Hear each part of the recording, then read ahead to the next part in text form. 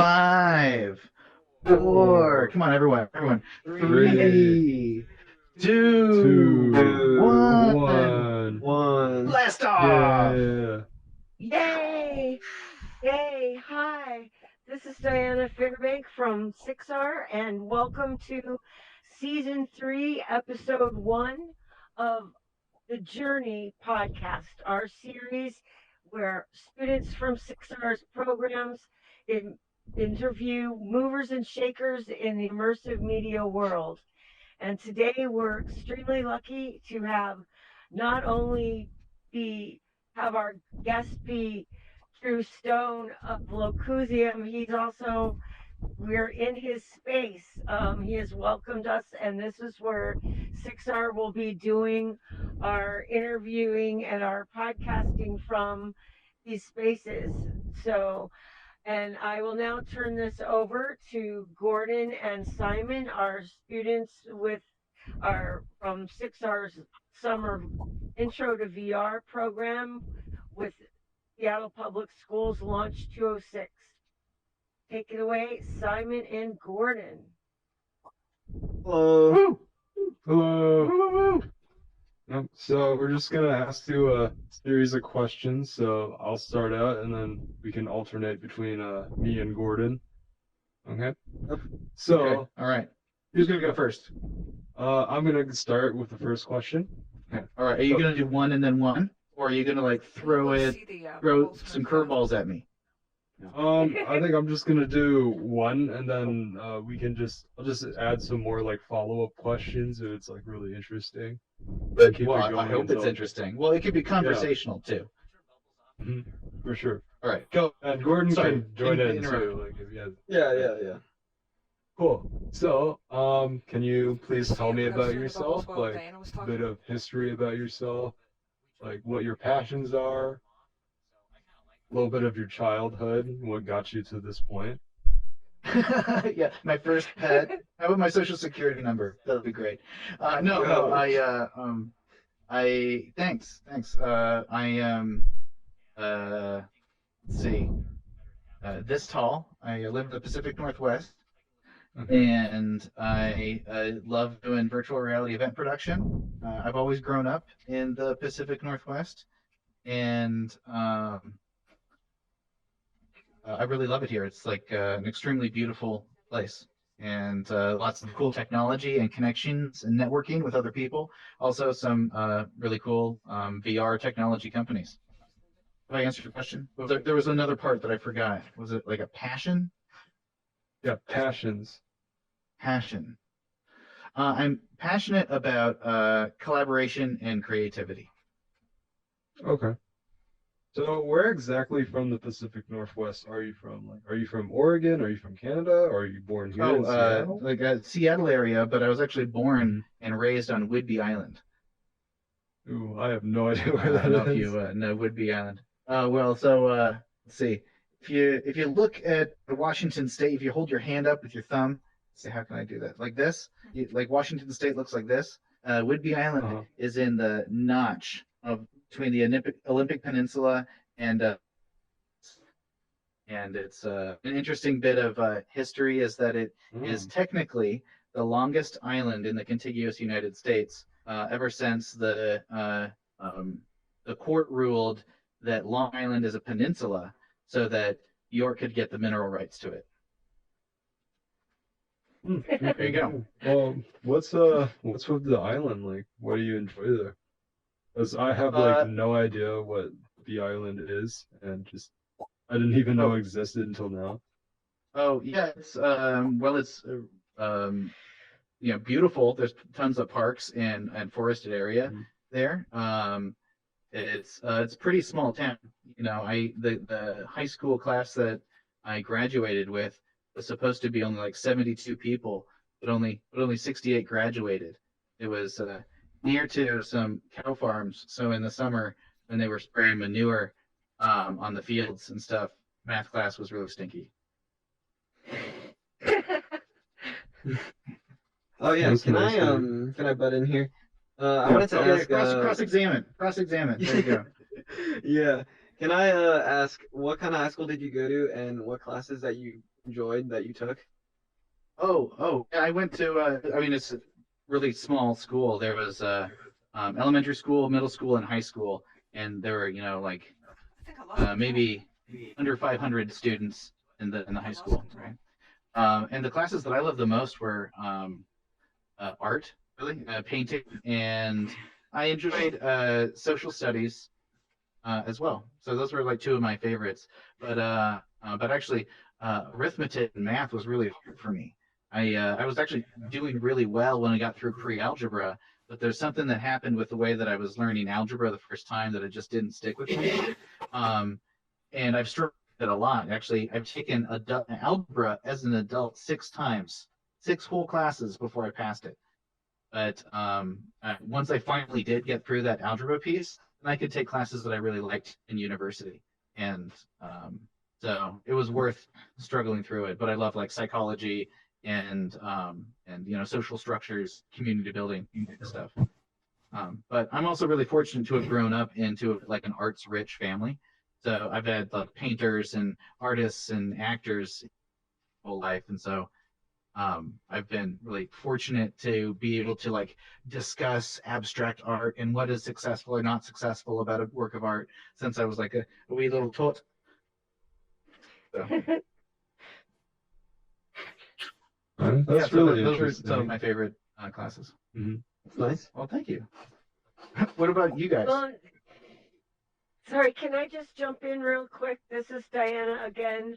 I just wanted to say something for Gordon and Simon that I think I forgot to emphasize, and for our audience, just that the whole point of the journey is that no one who's involved with VR grew up wanting to be in VR because it didn't exist. So the people who find themselves in this realm, it's fascinating to find out all the different avenues they took to get here because there's certainly no one journey, So anyway, just so you know, that's actually the meaning of the title. Just like how did we get here? Because you'll never hear two stories the same.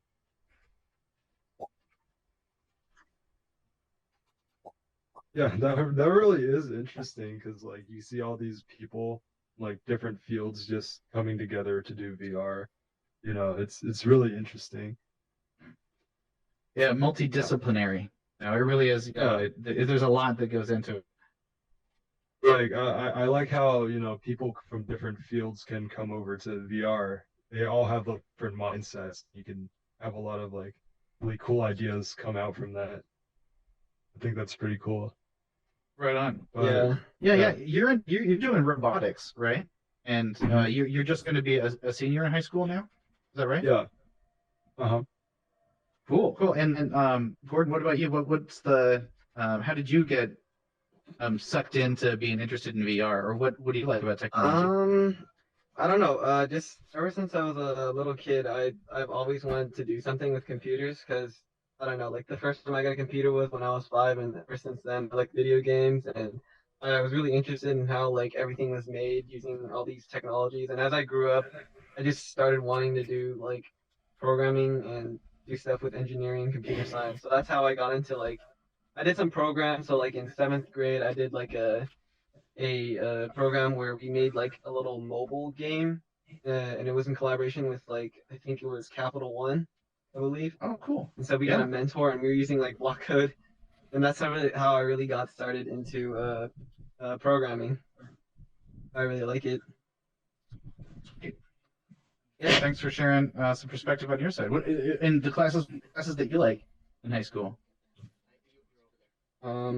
Yeah, I of course computer science, computer programming is one of them, and I actually really like math. I took calculus literally last semester during school, Good. online though.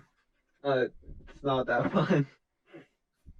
I mean, you want to talk about your experience? I think that when I was like growing up, I was kind of like the opposite of Drew because I absolutely hated like social studies and like just reading and writing.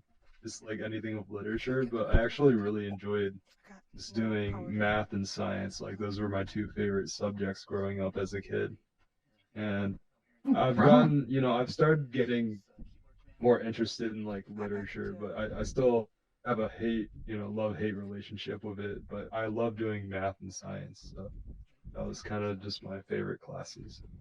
Well, see, that's the thing is that I still really like math. It's just like I'm not,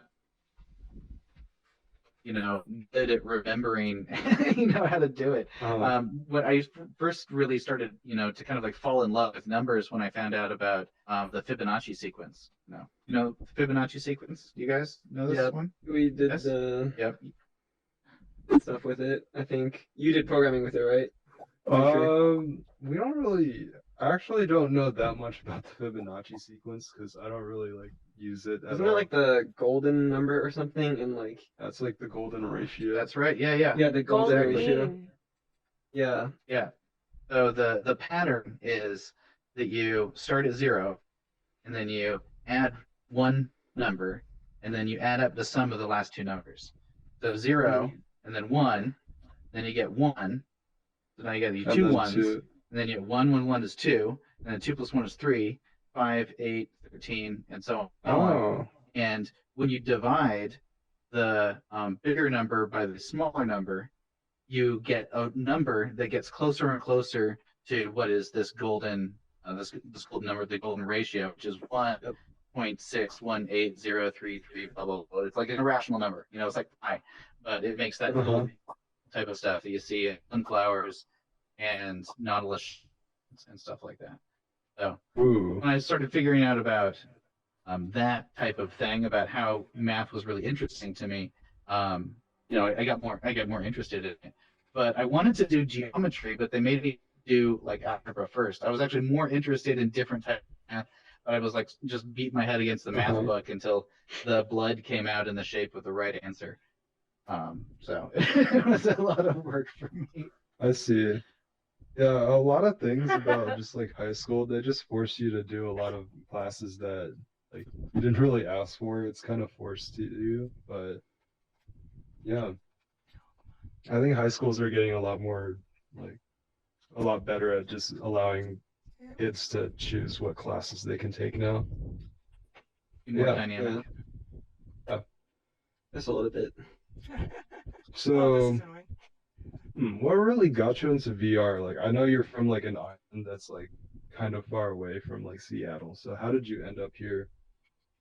Oh, well, I started getting involved with VR at the Seattle VR Hackathon. I think it was the 4th or the 5th Seattle VR Hackathon. I'm not really sure. Can't remember right now. But I was doing some kind of like investigation for a startup that I was helping out with. And they wanted to be doing like this content delivery and monetization thing. And I was like, I'm really thinking that this virtual reality thing is really going to go there. And they said, okay, we'll go figure out how to monetize it or do that. So I was like, oh shoot, I really don't know anything. It was like such early days. I think this was around 2014, 2015, I think. So I called my buddy up and said, what do I need to know about VR and monetization? He said, there's this hackathon, just show up and like see what goes on. So I've done hackathons or startup weekends and little weekend type of collaborative events before. You guys know what those are, right? Have you seen those things? Mm-hmm. Yeah. Okay. Yeah. So I did this, and I ended up leading a team to win a category for the HoloLens. So we developed a little MVP that let you place holograms in an area after it had had a natural emergency, and so it was really vivacious and interesting to like work with this new technology, and like with super expensive hardware that I didn't have access to otherwise. And I was hooked. I was hooked from that point on. There's lots of potential for VR, and watching all the people come together to collaborate was so heartening for me. Just wanted more of that. And Whitby's only a couple hours away from Seattle. Maybe I'll visit that place when I'm older. and when I get a car. It Yes, seems like a well, nice there's a place. public transit on Oh, really? the Oh, island yeah, I too. could do that too. It's free. Isn't there a ferry to it, or is that the Yes. wrong? Can we take Yes. a ferry there? Yeah. Okay. Yeah. From Mukilteo. Pretty interesting. Well, can you go more into detail about the hackathon you're talking about that you won?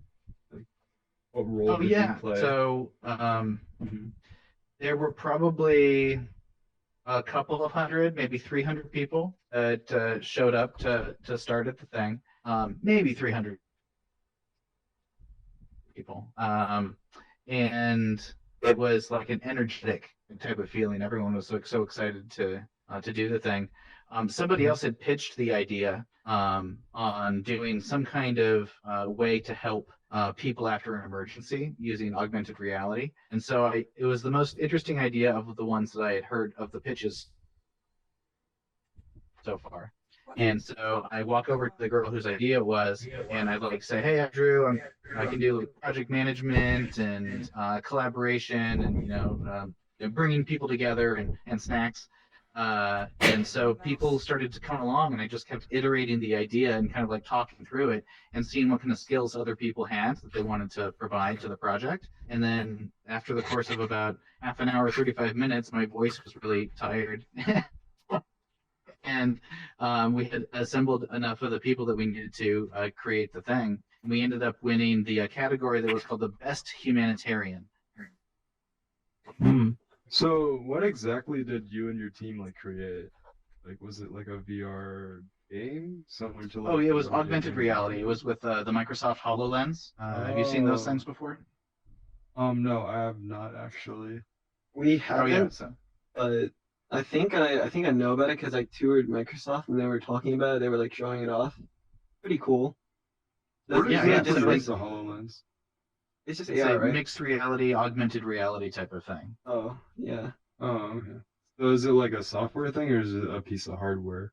It's a piece of hardware that you wear on the crown of your head, and then it has a screen, a clear plastic screen that is smooth on the outside, and then inside of it there's like a layer of RG and B lenses that you see through. And so those things are actually where the holograms exist. And so they're tuned to the diopter or the distance between your interpupillary distance and kind of like which direction you're looking, so that they're made the right size, so that they look like they're full size. So you're looking through these lenses that are, like a couple of inches by an inch wide with this big visor.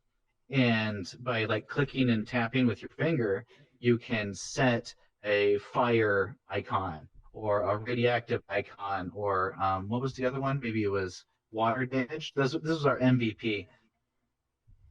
So you would place an icon where there was a radiation damage, for example, right?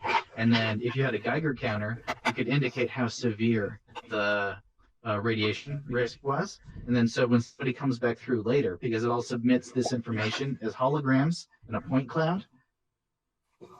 Whoa, that is awesome. To address those things. Then they go back later and look at the exact same spot. Right here, there was a radiation thing, and it had a Geiger counter reading of 25 or whatever, and now it's at 70. So it's getting worse, so that they can indicate that it's worse and let incident command know that it's a more urgent problem. It was a fun project to work on for a weekend, and then we ended up becoming invited to show the thing the next month at Immerse, which was the VR AR conference in Bellevue, but that conference doesn't go on anymore. So that was really cool. Really a good team to work with. Everyone just volunteered their time with whatever they could do.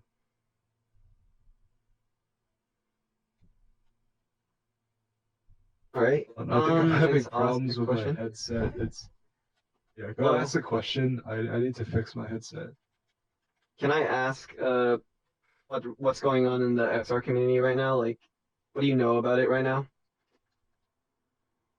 That is an extremely broad question. What's going on? Um, There's new developments every day. Yesterday, Yeah. Facebook announced a new workspaces thing so that you can meet with a small team in a simulated work environment. You can also bring in people that are on 2D screens from a laptop. Okay. It's video conferencing inside of the virtual world, as well as a collaborative whiteboard space. I played around with it for a little bit. It was, I can see that there's good possibility, but I haven't had a chance to play with it very much. So like stuff is happening every day. This is technology that wasn't comprehensive in this type of way last week, for example. So like stuff happens really quickly in XR. Wow, yes. Can I ask like what you think is like something like a cool development that they've made, like any company that they've what company developed a new type of like software or hardware that you think is really cool? SideQuest.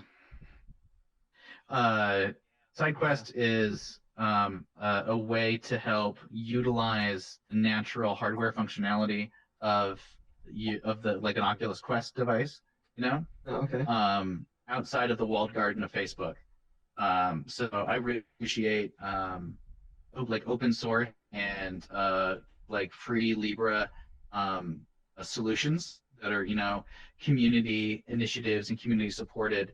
And one of the projects that I'm working on right now is in the Open Metaverse Interoperability group. And that's exciting because, you know, as we have more and more metaverses and ideas and softwares and platforms to have, you know, kind of like virtual spaces that where we want to entertain people. If they're not interoperable, if you can't get to there from here or reverse, or if you can't bring your avatar, or if you're secure, if you need to like, if you want to close your account, is there a unified way to do that? So interoperability is extremely important to successful metaverses that are, you know, efficient and capable and serve human collective use of it. So like privacy, for example, this might be one of the opportunities that we have as a society to revamp and improve privacy in this new social domain of metaverses. Did I explain that well? Yeah, but I mean, I'm still getting used to like all the terminology, but yeah, I understand it's pretty cool that it's Well, you know, open source. you know open source stuff, right? Yeah, I know it's open source. That's a good thing. It's great What that do all you the like about companies open are allowing source? it. Like, do you use like GitHub or open source tools or anything?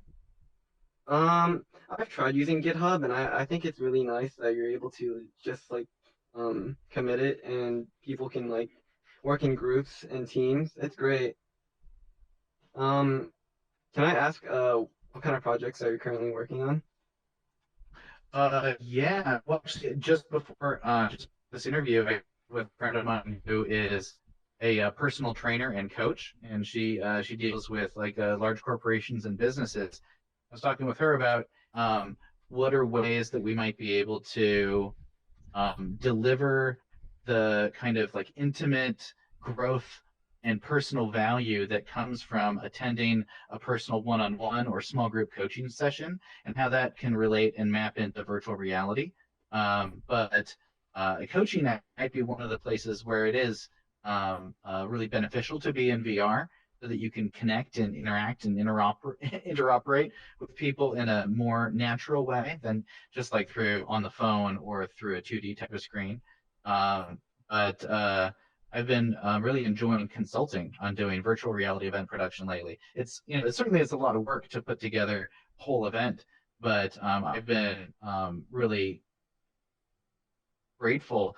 There are people who are, you know, they're in the same business as me, but they're not competitors. We collaborate and like ask for help from each other and show up what we're doing.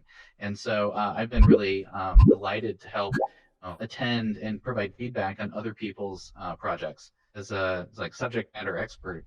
So that makes me feel really good too. So I've been doing more virtual reality events consulting and, you know, guidance. Oh, that's really nice. Can I ask where you like develop these ideas? Or you find out about what kind of projects you want to work on? Yeah, actually, that's a good question. One important thing for the clients that I want to work with is that I'm very clear that I want to avoid getting just enough resources together to make us both look bad, right? There's a lot that goes into virtual reality, and is not the same as a complete corollary to real life events. And every time is the first time that somebody puts on a VR headset, could be the last time that they use a VR headset, either from motion sickness or culture or bullying or the hardware not working correctly. All these different sorts of issues are are really important for making sure that people have a good time and a good experience. And so I like to focus on positive generative norms and kind of like the way to help explain culture and ethics about how to behave in VR. So the next time that one of the people that I interact with interacts with somebody who's using VR for that they are able to relay and share like why and how to behave properly in VR, because these are communities that we're like building together. And um, uh, I come to this from my like formal education in I have a master's in communication and communities and networks from UW, but I've always liked collaborating and bringing people together. So teasing out these ideas and figuring out what is the right flavor and what is the right tolerance and setting expectations. If it could be a phone call, have it be a phone call. If people don't need to, wear a VR headset, or if can just read an email, let people do that on their own time. It's not every case right now is the right case for VR. So have I answered your question on that one? I think I started to ramble a little bit. No, it's fine. Yeah, yeah, you did. Um, so what do you think are like the biggest problems in like for people getting into VR? Like what are the biggest obstacles, do you think? Hmm. Well, access and accessibility is one of the biggest constraints right now. Even still, VR headsets are getting less and less expensive. They're not ubiquitous yet. Even still, the hardware, even if it was like donated, there's still infrastructure that needs to rely on, like a lot of times Wi-Fi or having enough room to operate in like a sixed off, fully immersive type of space. Like having footprint issues is one of the things. And that's just even if you were able to get the technology to everyone. So there's like monetary barriers, there's technology barriers, and the technology is advancing so quickly. Like the Oculus Go that was only released like 2 years ago is like it's not even supported anymore. Maybe it was 3 years ago now. The past couple of years have been weird, so I'm not really sure about how long years are right now. But Oculus Go is not even supported anymore. But I still think that was like a really cool device. That Facebook definitely or Oculus lost money producing that based on the number of the amount of money of the guts that was in the thing. So it's definitely like a loss leader to get VR adoption out there, and more appropriate use of VR is, I think, one of the bigger problems. But accessibility is also a key concern, not just for access to the hardware, but access to one's ability. So, does VR look like for somebody that has a really bad vision? What does augmented reality look like for somebody who is nearly deaf or has, difficulty gesticulating in the same type of way that the software is programmed? Accessibility is probably the biggest ran out of problem. batteries while in the Oh, middle of the meeting. I apologize. Yeah. So, what did you guys talk about for the past like 5 minutes? Well, I asked him a lot about well, what's going on in the VR community and what kind of projects he's been working on. Mhm. So if you want to ask him about anything else, go right ahead. Yeah, so It looks to me like you had several degrees in communications and just other things like that. Describe why Yep. you wanted to pursue those degrees. Actually, that is really close to what we were talking about just previously. Um, about access to communication. So I love like connecting with people and collaborating and bringing people together. So that's why communication and media have always been really important for me. So my first like undergraduate degree here was at University of Washington Bothell, and I got a double major in media and communication studies and society, ethics, and human behavior. They're really mouthy, wordy type of titles. But once I finished that, I was like really on this great thread. And when you get through your undergraduate, going to a master's degree or get a master's degree or an elevated degree is so much cooler because you really can focus on anything that you want to advance that field of study or to enlighten yourself. And so I went into communication leadership, and then the degree that I got was a Master of Communication, Communities, and Networks. And so I've utilized that structure in that education to help inform on how I bring people together in meetups, like for the Eastside VR meetup, or how I bring people together inside of virtual reality and helping them put on VR events. But there's this energy that happens from bringing people together that I really love. I see. So it actually like helps you out a lot because you're constantly trying to communicate and. Oh, Yes. Oh, there you go. oh yeah. Now you're a little bit louder. I can hear you better. All right, sorry about that. So, because you're like constantly communicating and trying to, manage a project. Oh yeah, also managing projects. Can you describe like exactly what you do? You say you're a project manager, right? What do you do on a Oh daily yeah, basis? yeah. Well, a project manager is someone who helps guide the efforts of others and remove obstacles to their team completing their objectives.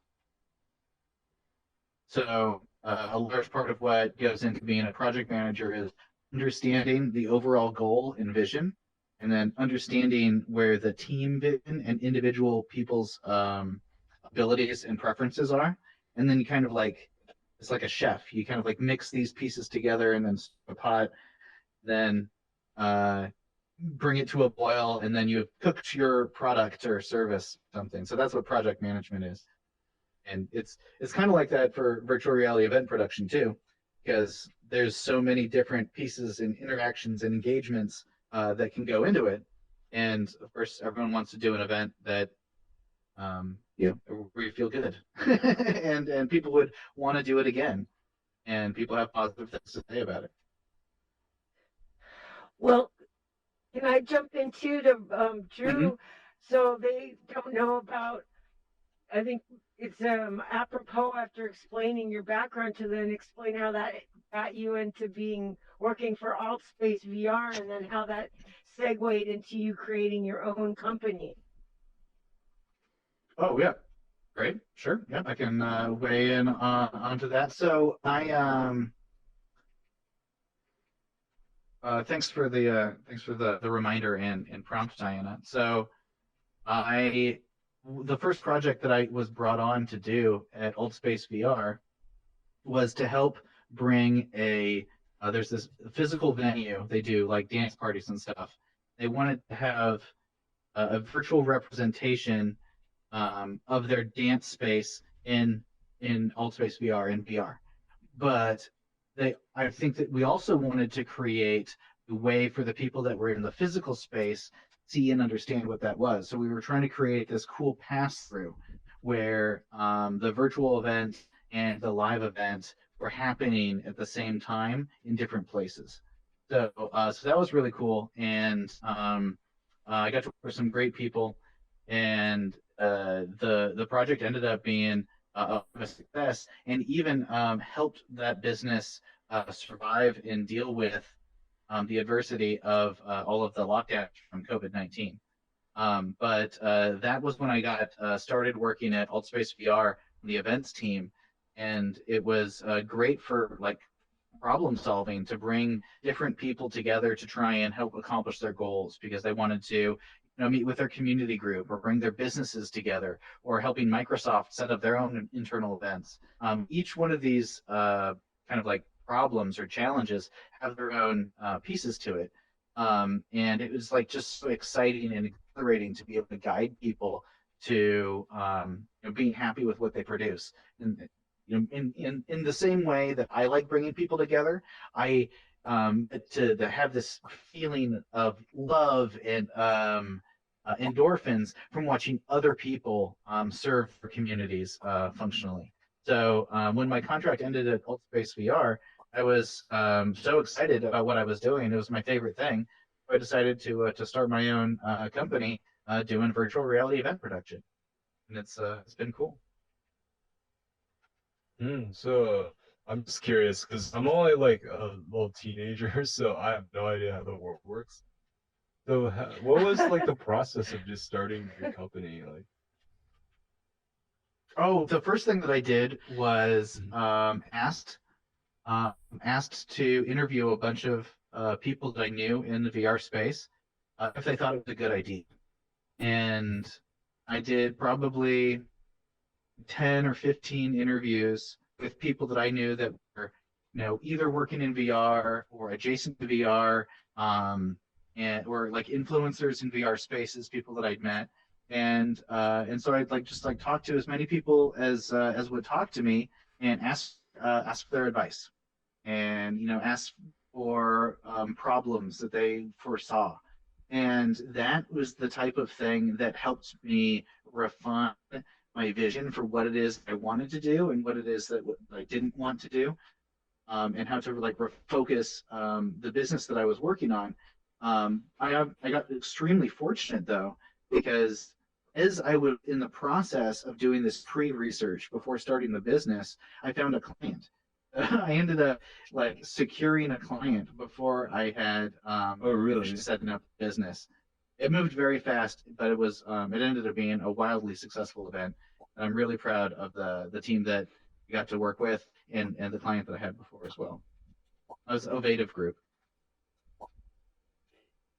Oh wow, that's wait. Who was the client?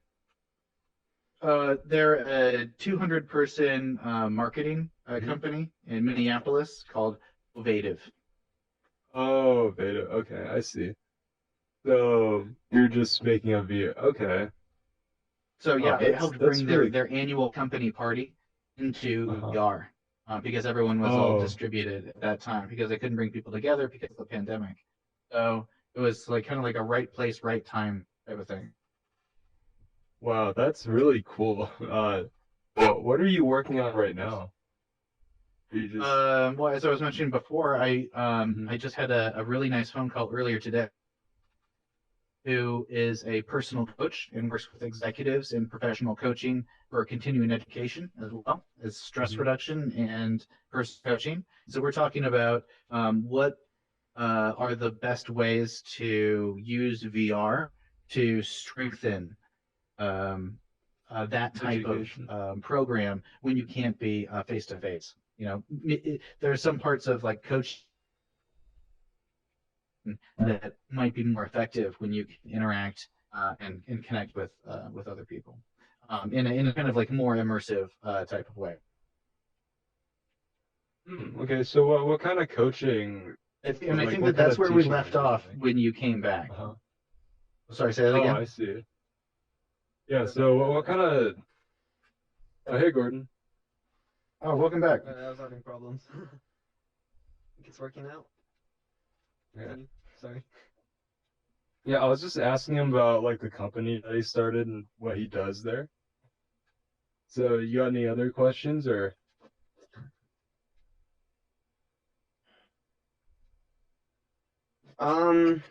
I guess I'll ask one question. Mhm. So how are people like most commonly contacting you? Like, which are they emailing you or are they calling you? Like, how do they contact you? Oh, so I have a website set up, Locusium.com, and I also like have a Twitter presence. So like I hang out there. But people can email me at contact@Locusium.com to connect in this way. But I also do events like that are open to the public too, like the East Side Virtual Reality Meetup, which is on the second Thursday of every month. And maybe it'll actually be um, the workrooms, the Facebook workrooms.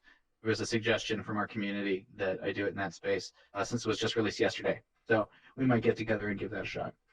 Oh, could I Um, ask, what sure. is the Eastside Virtual Reality Meetup? Oh yeah, so the East Side Virtual Reality Meetup is a group of people that come together of VR enthusiasts, and then we used to meet in Bellevue at the Unity offices until meeting in person was very difficult. And so we bring people together to like either share what they're interested in or what they're working on for VR or AR type of projects. And sometimes we'll go on a world tour or something like that. Yeah, every second Thursday, 6 to 7 p.m. Pacific Standard Time or Daylight Time, whatever, We're here in alt space. whatever the times. Say Is what? it here in alt space? Uh, Usually they're in all space, but I might be doing the next one in the new Facebook workrooms that was just released yesterday. Ah, Give people an opportunity to check it out. okay. But yeah, I also bounce around to other social VR platforms like VR Chat, Rec Room, Mozilla Hubs, Remio. Let's see, Verbella and Frame, VR Engage. I haven't spent too much time in Engage yet, but they have a functional platform. Sure. All right, that's awesome. What's your favorite VR HUD? Oh, I think AltSpace VR is probably the one that I think is the most feature rich, and it's the one that I have the most experience with that I'm comfortable with. But I have been really impressed with what is going on with Remio. Um, there's also some community action that's happening on Facebook Horizon, but it's still in a closed beta, so it's difficult while that community is not fully grown to and the technology is still being built too. But you know, there's new updates all that happen in social VR. You might get to your headset and find out that one of these social VR platforms is not working for the hardware that you had that day. And you know, that's programming cycle. That stuff happens. Awesome. Simon, do you want anything? You want to ask anything? Quick question actually. So basically, how did you like meet SIXR? Like, what was your journey getting from, Oh Whitman Island yeah, I to think that it like was all the way to? probably yeah, no, good through line there. Nicely done. Let's see. I think that I met SIXR at I think that it was probably a 360 Film Challenge that was out at the Birdhouse. Oh yeah. Yeah, Yep, that's that was it. So when we do our 48-hour cinematic VR challenges, I think we met. We used to get to do it at a friend of mine's house in Magnolia. This beautiful place called the Birdhouse, and it's like the ultimate place to have a, well, at least for the size that we were at that point. So yeah, that means that we've known you from the beginning, Drew. That was 2016. yeah. And then yeah, we just there's also the people who came to those VR challenges. There's such a core group of people at that time in 2016 where we were all just rabid to become VR creators and to find ways to learn together. And so there was just a ton of interaction between different groups, and which still continues to this day. I mean, this is why we're here with Drew today, and his with his new company he's hosting us, Because it's again a way to win-win.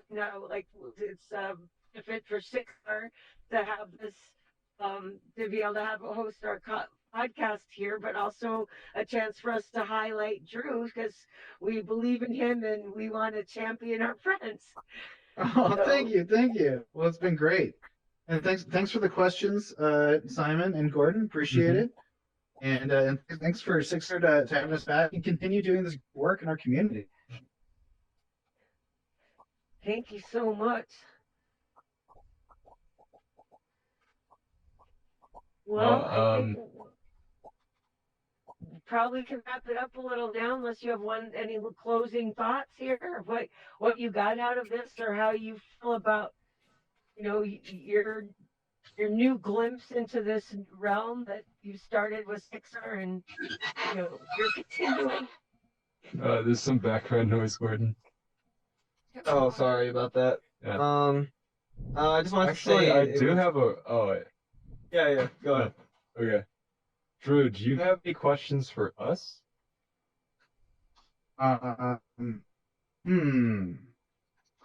Yeah. What was the name of your favorite childhood pet?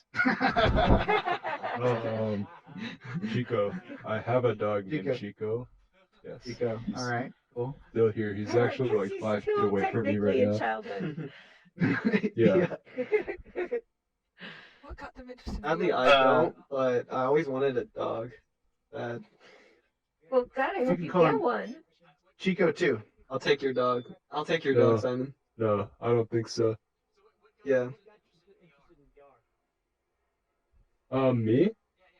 Oh, I actually didn't have an interest in VR, but I did have an interest in just like computer science in general. And when I joined SIXR, I was like, whoa, cool VR internship. Whoa, that's kind of cool. That was what was going through my brain. So, How about you, Gordon? Same thing, really. I just had an interest in VR. When I heard about this, my CS teacher told like our whole class, they were like, "Hey, yo, go do this internship. It's good for you." So I just did it, and it was a good experience, I guess. It helped me become more like aware about VR as a possibility for like maybe a future career. Maybe I could get into VR, but I don't know yet. Be Yeah, interesting. right on. Yeah. Well, and hardware is important too. I don't know if you prefer software programming, but Mhm. get more leverage with better hardware.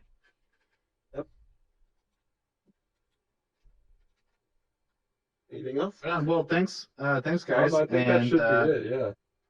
Yeah. glad to help do this type of thing with SIXR. Nice to meet Thank you. you, everybody. No, it was really Great. great meeting you all. Unfortunately, it might be the last time we see each other, but Yeah. let's try and not be too negative Well, here. that's okay. I mean, Well- we'll always have VR, huh? Well, Exactly. and then we'll always have a record of this podcast. So thank you so much Uh-huh. for doing that. And we'll make sure to share the links with you for both the audio and video for this. But you're All right. also, this is part of being with SIXR. You're always going to be part of the SIXR family, and everything we do in the future, we'll be letting you know about it. So we think that the odds are better than you seem to think that we'll see you again in one way or another. So, but no matter Oh, what, we'll actually, always be here to I think support we you. might. I think me and Gordon might actually see you. We in a might be couple coming months. back. Yeah. Yeah, for, we're gonna an come back as internship for next mentors. year. That's what Booty said. Oh, well, who perfect. knows? See, okay, well, and then you're also our cascade Yeah. mentors for the future. And again, like I told Yep. you in the very beginning, you guys are also what's going to determine what becomes of VR. So this is because it's still so in its infancy. So we look to you guys. You guys are going to be the future architects. So Yeah, we're yeah. seeing How in about the this? future. What you guys want to see? Okay. What do you think repeat the that, ultimate Drew? potential? What's the ultimate potential of VR? Have you ever seen Ready Player One? Yo, that's a great movie. Yeah, I think that's like the ultimate peak of like Required VR. reading material. Really, it doesn't get any Everyone's just better than gonna have that. headset. It could, but that's probably the most advanced I'm thinking of right now. Oh, okay. What do you think, Gordon? What do you think is the ultimate potential of VR? I'm thinking it has more potential. Like, there's all kinds of things you could probably do with it. Like, I think you could probably integrate it with like many different things. You could like, I don't know, who knows? You could have like robots in that space. Like, I don't really know of any like AIs Ooh, like in controlling virtual reality. robots in That'd be VR, cool. like a Like in giant VR, mech right? suit. Like, Yeah. yeah. Ah, there you go. There you go. That's cool. Also, a haven't tip heard of to that. Kent Bai for that awesome last interview question. hmm Kent Bai, if you if you continue being interested in VR or technology and immersive stuff, especially with privacy, check out the Voices of VR podcast too with Kent Bai. Excellent stuff. Yay. So you're in very good company. Thank you so much, Drew. Thank you so much, Simon and Gordon. Thank you so much, Larry. You're welcome. And You're welcome. Uplift See you guys. VR. Thank you. Thank you. Yes. Thanks to Uplift VR. See you there in See you SIXR next land. time. Hey, See you next it was time. fun. Bye. Thank you. See you. Bye, guys.